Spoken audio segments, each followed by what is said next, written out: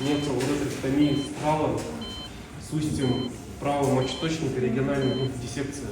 Вот медсестры готовы. Анестезиологи. Сегодня у нас проводится нашей командой онкоурологов операция лапароскопическая нефроуретректомия. Пациент обратился к нам с жалобами на мочеиспускание с кровью.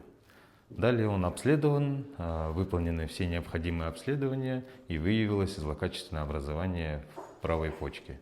Если простым языком сказать, то есть мы через проколы малоинвазивным методом удаляем всю почку вместе с жировой клетчаткой, вместе с лимфоузлами и полностью весь мочеточник. Потому что у пациента выявилось злокачественное образование почки, которое прорастает внутри. И здесь мировым стандартом является полностью удаление единым блоком.